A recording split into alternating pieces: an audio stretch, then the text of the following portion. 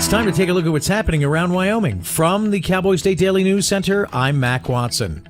Now, you've probably heard that everything that happens in a Western happened first in Wyoming. Well, a historian says she's traced Wyatt Earp's first gunfight to, yeah, that's right, you guessed it, right here in the Cowboy State. Cowboy State Daily's Renee Jean says a personal diary unlocked this mystery. Wyatt Earp's first gunfight has been traced to Orin, Wyoming. Up until now, it was thought that his first gunfight was in Illinois. But no, he was 16 years old. He was a guard for a wagon train that was headed to San Bernardino during 1864. This is when the North Platte River raids were going on. Their wagon train was attacked by Indians. This was uncovered by a historian with Wyoming ties. She doesn't live here, but her name's Janelle. Molony. She possesses the diary of Sarah Jane Rousseau. So we have this extensive real deal right here. Our whole trip west. Wyatt Earp is her wagon guard. Molony tells Cowboy State Daily that this confirmed history could reshape Earp's early legend and add a new chapter to Wyoming's Wild West legacy.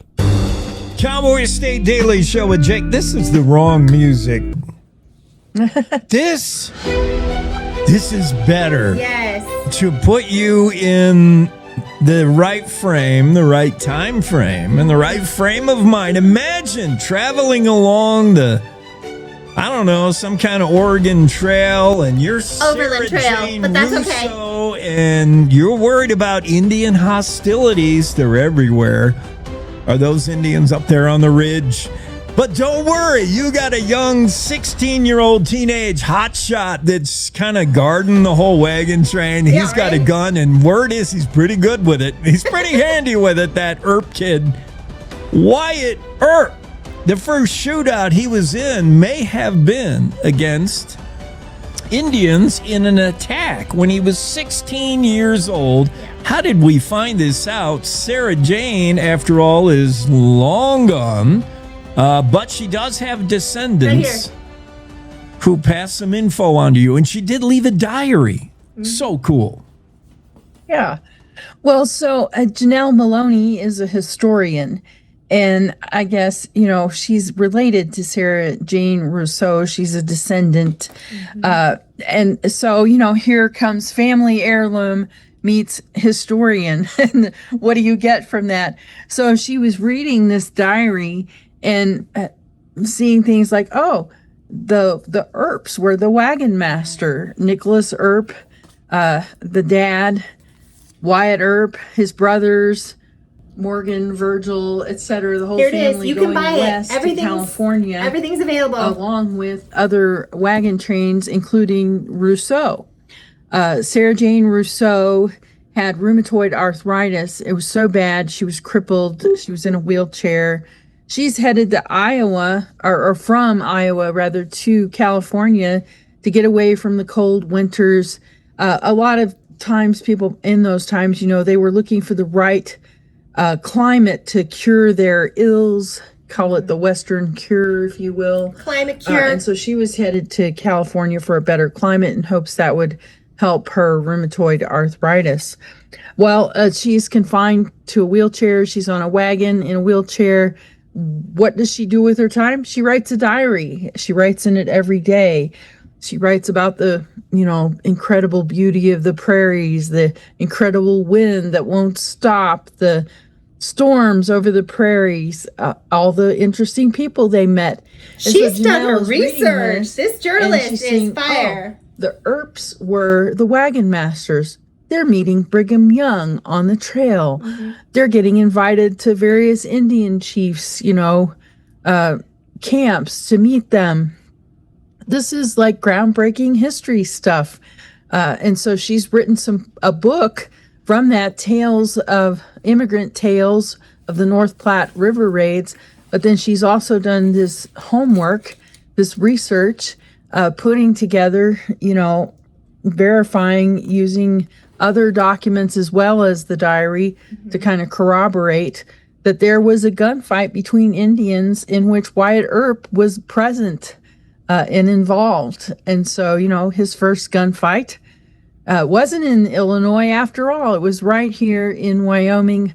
I think it's kind of cool because a lot of people in Wyoming like to say everything that happened in a Western movie happened here first. This is just another first to add to their another first feather, I guess, to add to their cap of many firsts. Yeah. They get Wyatt Earp's first gunfight. That's just so cool. It's unbelievable. Wyatt Earp of legend, of course, the tombstone, that whole bit. But what a page turner this diary must have been. And this, for a historian, is the holy grail of research. You can read what others have written about a time period that weren't there either. But to read the writings of someone who lived through it, how it's almost as exciting as Sarah Jane herself, who she recounted this gunfight as exhilarating. The bullets were flying overhead. I'm thinking, I'll just read about it. That might be a little safer. Yeah. But what an incredible diary that was discovered. And this may change what we know about Wyatt Earp. I mean, similar to finding in some rummage sale, somebody had in the attic a photo of, Billy the Kid or something. Like, this is changes Western lore. Unbelievable story, Renee. Well, I think it just expands it rather than change it. Yeah. It sheds some light on a time period in Wyatt Earp's life that we didn't know much about. Well, here's this little ray of light.